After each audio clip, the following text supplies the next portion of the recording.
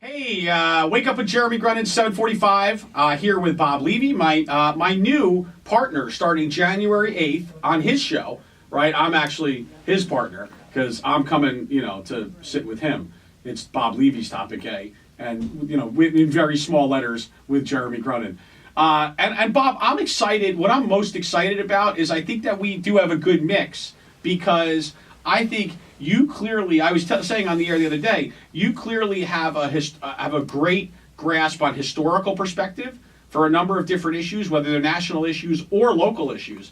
And I think I have a pretty good grasp, not to say you don't, but I think I'm very, very active at the Jersey Shore in what's happening today. So I think between us, I think we got all the bases covered. You know what I mean? Yes, I know what you mean. I'm carrying this baseball thing. We're probably going too far with it. I know what you mean. Well, we have we certainly have that in common. Sports. Yes. Although I don't have near the interest in sports that I did years ago, there's a lot of despicable things about it. What it's become, even not just pro football, which has become almost unwatchable. Yeah. Well, the commercials alone. I mean, how if you actually timed the amount of action in a professional football game as opposed to the time of the game, 3.5 hours, whatever it is, I think you'd be stunned. So here's what's amazing, because I haven't watched a commercial all year in football. And I'll tell you, because there's this channel, I don't know if you know, called Red Zone Channel. Oh, I watch it all the time. So all I do is watch Red Zone. Yeah, so for me, it's like 7 hours of constant activity. I don't know. I watch Red Zone too, but you do get confused at times. Really? Well, don't you? I mean, you don't realize who you're watching. Yeah. Well, that's. But that's good. But as far as commercials, and we're certainly a business here, and we're interested in business on my show as well as everybody here.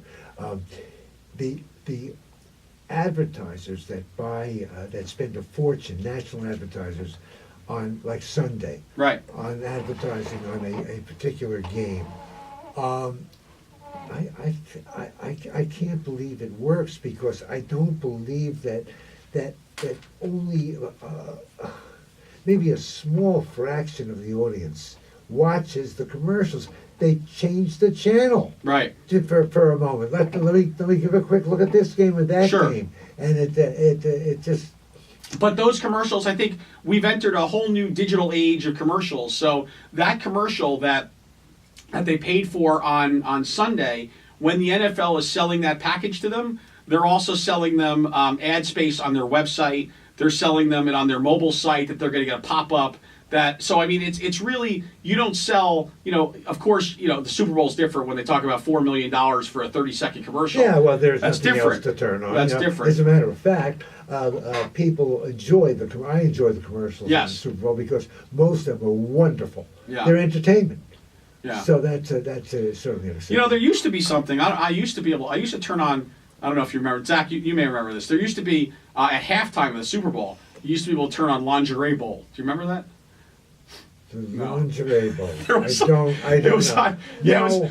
Now it's the Puppy Bowl. Yeah. Or the Kitten Bowl. Yeah. Which Marianne looks forward to the Puppy Bowl every year. And I find that hard to believe. Yeah. But it's stupid. Well, that's all right. It's all right. So we were talking though about the fact that we kind of have this. We have a good kind of merge of knowledge of what happened in the past and and historically versus what's happening today. I think we have a good perspective on different generations here at the Jersey Shore. I have young kids, having a 15-year-old, a 13-year-old, and a 12-year-old at home. And so I think we're going to bring a lot of different perspectives, which I'm very excited about. I don't know how you feel about it, but I think it's going to be a good thing. How I feel about it is, we'll see. Oh boy, we'll see. It's not going to ring an endorsement. Well, hey, we'll have to.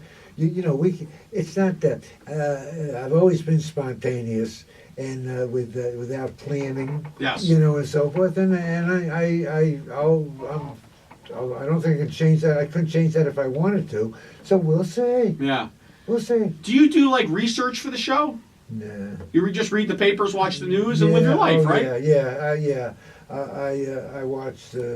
I get my news from mostly from NBC nightly news. Lester Holt. Right. I think that's good, and the paper and whatever.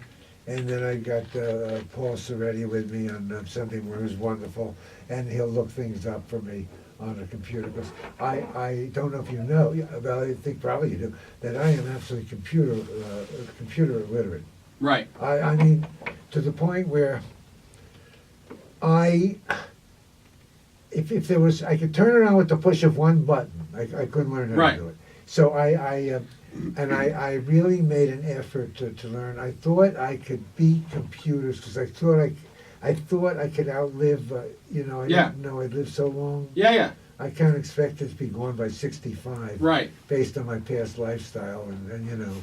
Oh, well, listen, I think we got to talk about your past lifestyle now. That's got me really excited, to be honest with you. I don't... Well, could we tease that anyway? Because we're going into a break. Could we tease that? We don't have to talk about it when we get back, but maybe people will think we are going to talk about it. I mean, if we have time here this morning... That'll actually be a Topic 8 special. More Wake Up with Jeremy Grunin with Bob Levy back after this.